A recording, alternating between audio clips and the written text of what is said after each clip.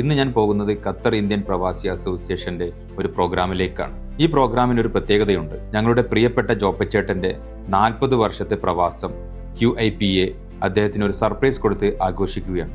ഞാൻ ഷംസീർ ഹംസ, ഖത്തറിൽ ഒരു ബിസിനസ് കൺസൾട്ടന്റ് ആണ്.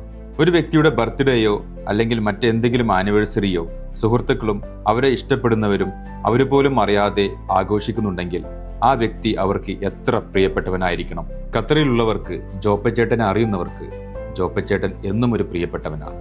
അതുകൊണ്ട് തന്നെയാണ് QIPA ഇങ്ങനൊരു പ്രോഗ്രാമിന് വിളിച്ചപ്പോൾ എല്ലാ തിരക്കുകളും മാറ്റിവെച്ച് ഈ പ്രോഗ്രാമിൽ പങ്കെടുക്കുന്നത്. 14 വർഷങ്ങൾക്ക് മുമ്പ് നാടും വീടും സൗഹൃദങ്ങളെയും മിസ് ചെയ്ത് ഈ ഖത്തറിൽ വന്നപ്പോൾ ഏറ്റവും കൂടുതൽ വേദനിപ്പിച്ചത് പ്രിയപ്പെട്ടവരുടെ മിസ്സിംഗ് ആയിരുന്നു. തുടക്ക കാലഘട്ടത്തിൽ ഗൃഹാതുരത്വം മുന്നോട്ടുള്ള യാത്രയിൽ ഒരുപാട് പിന്നിലേക്ക് വലിച്ചിട്ടുണ്ട്. ഒരുപാട് തവണ പ്രവാസ ജീവിതം നിർത്തിയാലോ എന്ന് പോലും ആലോചിച്ചിട്ടുണ്ട്.